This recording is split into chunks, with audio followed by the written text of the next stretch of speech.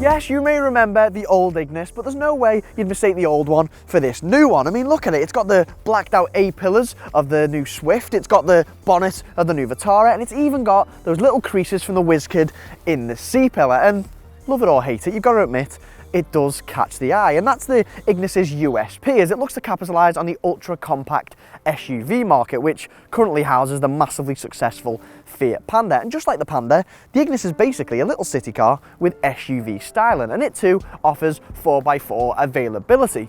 But what the Ignis has got that the Panda hasn't is a hybrid model. But we'll come back to that in a minute.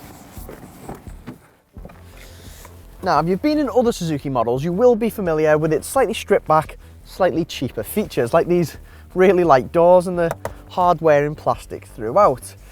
And the Ignis, as you can see, is no exception, but that's part and parcel of what makes it so affordable. But it certainly doesn't skimp on quirkiness. I mean, you've got these handles on the doors, you've got coloured inserts dotted about, and you've got these cool aviator switches down here as well. And although the interior may look quite sparse kit-wise, it's actually pretty impressive. It's well equipped. Now, I know going for this top of the range SZ5 trim kind of defeats the point in buying for affordability, but it is good to know that the likes of sat-nav, a reversing camera, automatic aircon and sophisticated safety tech like Weave Alert are within reach. Aircon, DAB and Bluetooth do come as standard though, which is good. Now, what I will say is that I wouldn't be too concerned with upgrading this touchscreen, because regardless of trim, it's just a bit naff. The fact that the Ignis is a bit cuboidal actually pays off when it comes to headroom. I mean, look, 5 hats, you get the point? And although legroom may not look amazing, at least you've got the flexibility to slide these seats back and forth, and you've also got the ability to recline them as well. And that bit of extra flexibility actually pays off when you come to the boot too. At 260 litres, the boot, just like the Pandas, isn't massive, but at least you can make it a bit bigger by sliding those seats forward. And if you wanted to, you can fold these seats down to free up 514 litres. And according to Suzuki, if you really wanted to, you could load cargo right up to this roof and open up 1,100 litres. Now, something like the Honda Jazz is still going to be the go-to small car for practicality, but if you just plan on throwing a few soft shopping bags in, you shouldn't have a problem. What's worth bearing in mind though, if you want to load longer objects in, you do get a big hump here. And just to prove my point, if you really wanted to, you could just sit here and have your lunch.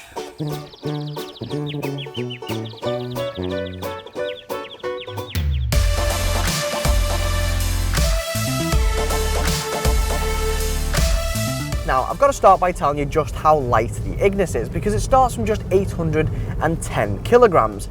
And yeah, I know what you're thinking, that is about the same weight as 10 average washing machines, obviously. But that lightweight construction does determine a lot of the car's characteristics. I mean, the suspension does a decent job of absorbing bumps, but when you go over particularly big bumps, you might find yourself correcting the steering a bit, and high winds on the motorway can make for some brown trouser moments.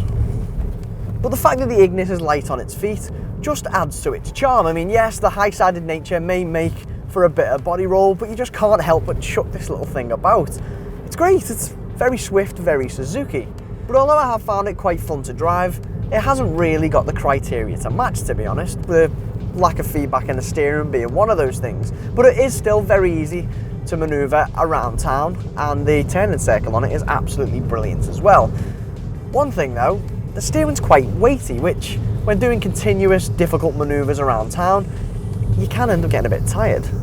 Engine-wise, there's only one unit available, which is this very characterful 1.2 litre 4-cylinder petrol. And this is a brilliant little unit, especially when mated to this short-throw 5-speed manual gearbox. Great, fine, sorted. However, you can also get this mild hybrid version of the 1.2, which Suzuki calls its SHVS, Smart Hybrid Vehicle by Suzuki. And what this does is it uses kinetic energy from braking and decelerating to charge up a lithium-ion battery, which then gives you an electrical boost when setting off from a standstill. And as well as this giving you a bit of a faster get up and go off the mark, 0.4 seconds faster than the standard 1.2 in fact. It also makes for more efficient driving, which on paper looks like 4 miles per gallon better and 7 grams per kilometre of CO2 less. And the question is that small saving worth the extra money of a hybrid? No, not for an additional cost of £700 anyway, and just for the record, we have been getting an average of about 50 to 55 miles per gallon, but just for a second, let's forget about the hybrid model because the Ignis is still a very affordable car, starting from just £10,000. Okay, the Fiat Panda is a bit cheaper, but I think when you take kit and style into consideration, I personally think the Ignis just wins by a nose. What do you think? Which one would you go for? Let us know in the comments section below, and don't forget to subscribe to our YouTube channel. Click on the inquire button to find out more details about this car, or for any other models, visit carkeys.co.uk. And to watch more reviews, click one of the links on screen now.